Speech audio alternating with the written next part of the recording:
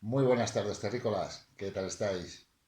Bueno, en la última entrevista estuvimos con el druida del ser, con Juan Carlos Asensio, y tocamos un poco el tema del ser desde el lado mitológico. Hoy lo vamos a abordar desde el lado científico y está con nosotros nuestra querida amiga Encarna del Río, profesional en la psicología y bueno, vamos a hacer unas preguntillas y a ver qué tal nos va. Muy buenas, Encarna, ¿qué tal? Hola, buenas tardes. Pues fenomenal, Pedro. Cuéntanos, ¿quién es Encarna del Río y a qué te dedicas? Vale, bueno, pues Encarna del Río es psicóloga ahora mismo, por lo que estoy aquí. Trabajo ahora mismo en el centro de psicoterapia que lleva mi nombre, lo llevo yo a nivel privado y también soy trabajadora de Cruz Roja Española. Ahora me he pedido una excedencia, un añito, porque necesitaba un poco desconectar de algo. Pero trabajo ahí con adolescentes ahora mismo en prevención de drogas y he trabajado en varios programas, con Ujú. menores, con mujeres, víctimas de violencia de género, sus hijos. Sí que tocas todas las edades y todas las... Sí, un poquito en todas las ramas. Hemos trabajado en prisión, etcétera.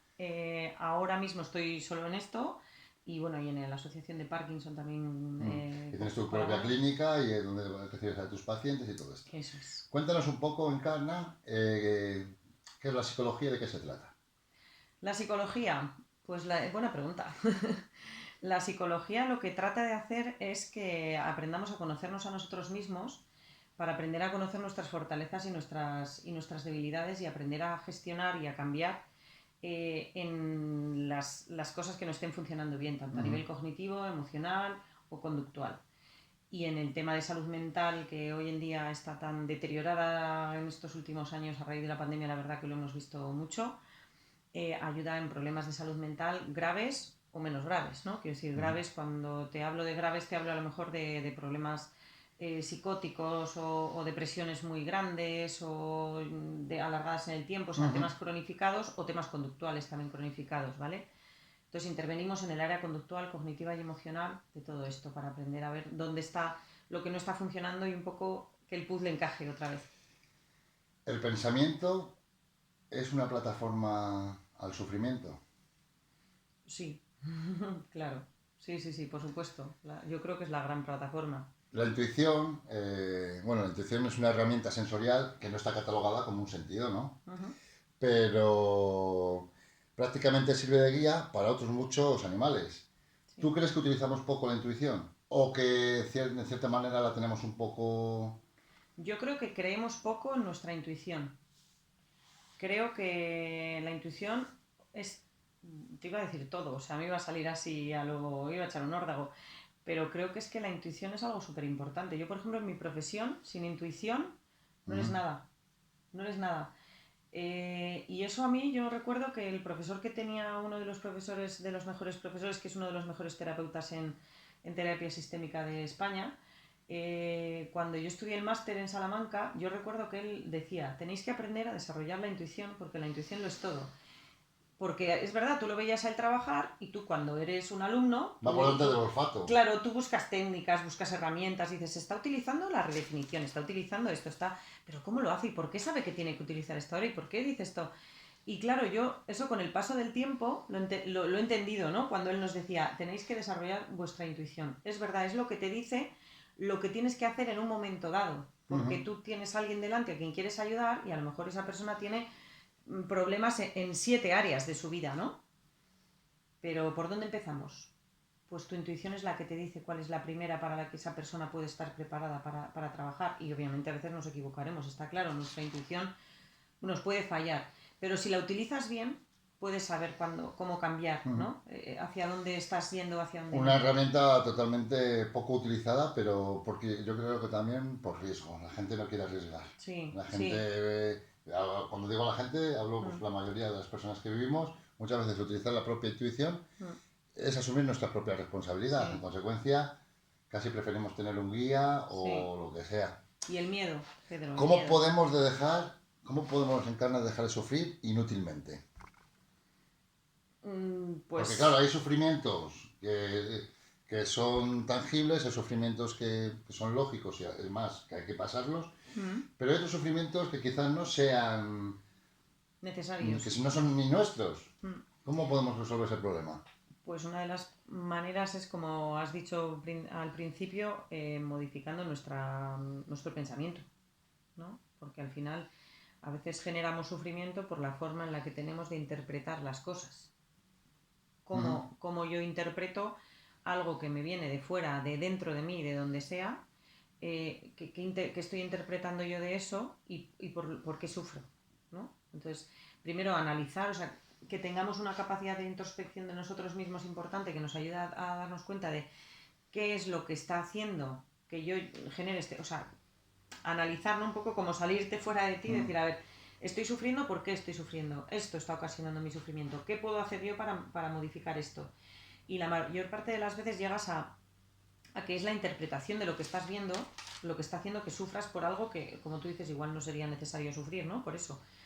Pero eso pasa mucho. Y luego, bueno, hay una parte transgeneracional, transpersonal, o sea, que decir, hay muchas... Hay muchas hereditarios, otras... por así decirlo, a nivel espiritual. Sí, sí, claro, sí. Que generación tras generación a veces se hereda un sufrimiento que lleva sufriendo, yo que sé, hay familias que la depresión está enraizada, ¿no? Y la visión que nos da la psicología no, la medicina occidental más bien, siempre suele ser que es algo genético, algo hereditario. Bueno, es que a lo mejor ese gen está en toda la familia, pero no todos lo desarrollan. ¿Por qué no todos lo desarrollan? Pues porque a lo mejor hay una parte que va pasando de generación tras generación y que te toca a ti, pero te toca a ti porque cumples no solo con el gen, sino con otras características de pensamiento, energéticas. O porque se repite la misma historia. Sí, Sin... siempre. Incluso Hasta que uno no zanja. que incluso la intuición te Sí, podría llevar a ella y no quieres cambiarlo por no arriesgar la intuición, la misma intuición que hemos estado hablando antes, ¿no? sí, Sería así sí, un poco. así es. Personalmente yo hago uso de la meditación pues para reajustar mi sistema energético y meditación y silencio. ¿Qué opinas de la meditación y qué opinas del silencio? Pues que las dos son necesarias para sobrevivir. ¿Cómo la gente puede decir, joder, sí, mucho que me puedes decir de la meditación, del silencio, pero ¿cómo hago? ¿Cómo si trabajo 10 horas al día? ¿Dónde saco el tiempo yo para poder utilizar la meditación? Bueno, en realidad hay técnicas de meditación que son muy cortas, o sea que no hace falta tanto tiempo, quiero decir. Igual que te sientas en el sofá a leer un libro antes de irte a la cama, a ver una serie o a lo que sea, puedes dedicar 10, 15 minutos, es que tampoco hace falta tanto tiempo al día, ¿eh? Para hacer, y podrías incluso hacerlo a diario.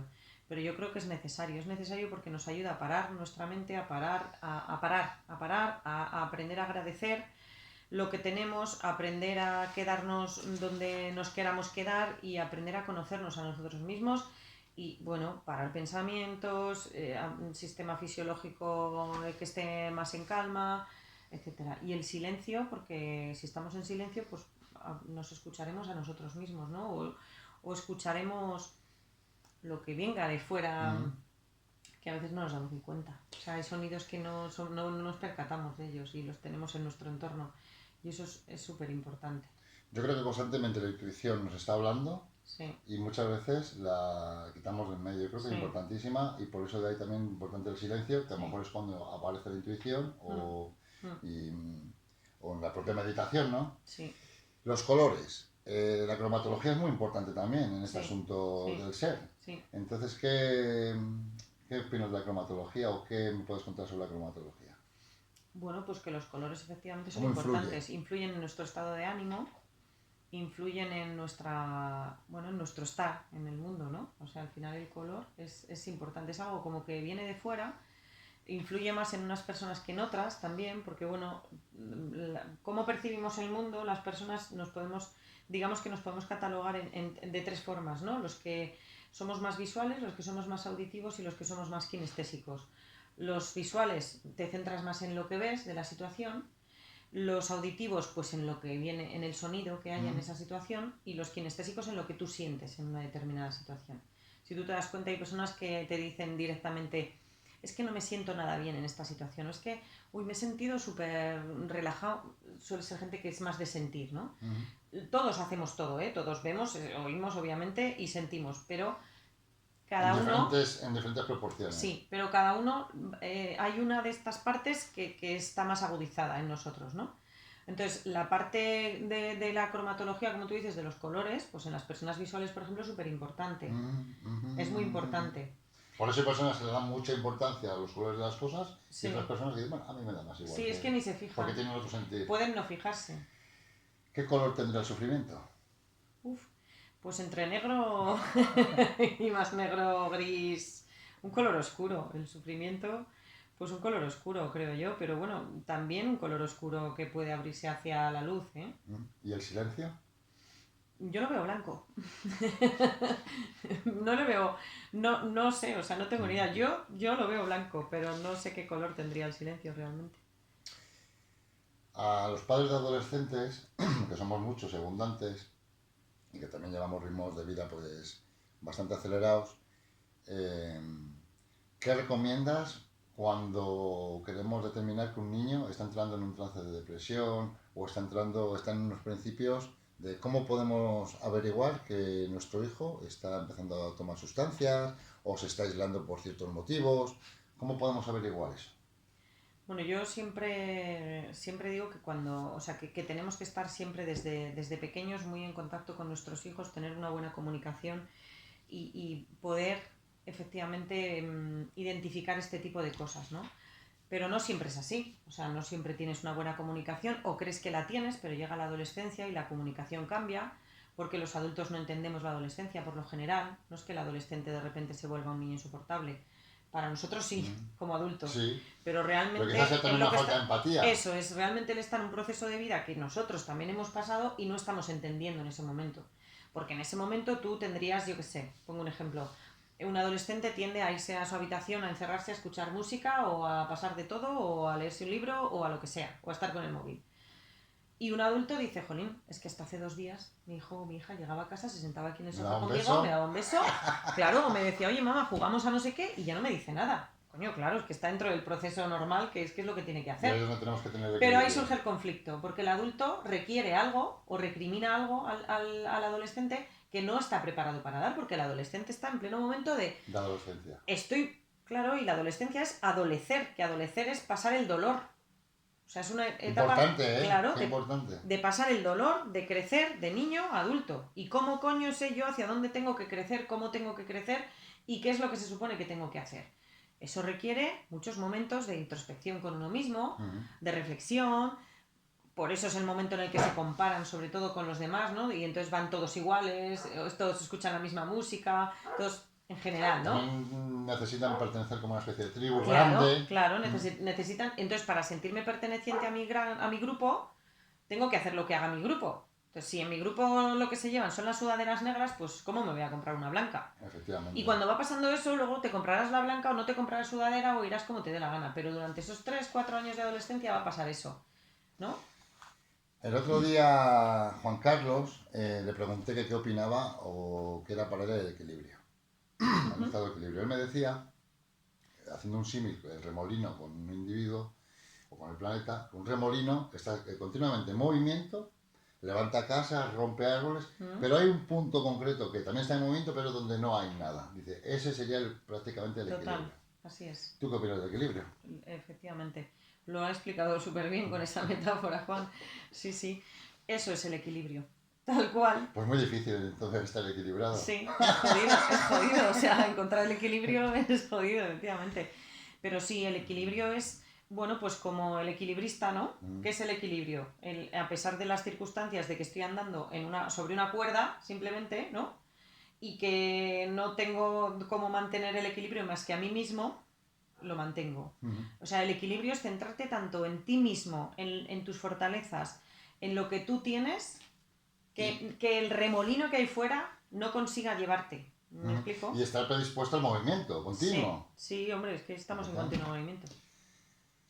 Abríguense con un abrigo amable y sincero. Abríguense con un abrazo eterno. Bueno, terrícolas, que tengáis muy buena tarde. Aquí nos quedamos con la Encarna. Un fuerte abrazo, Encarnita. Gracias, Pedriño, por invitarme. Muchas gracias. Me Y encanta nada, terrícolas, compartir seguimos ratos contigo. hablando y poco a poco ir creciendo. Si os gusta lo que hacemos, pues os podéis suscribir. Que tengáis buen día, terrícolas. Chao.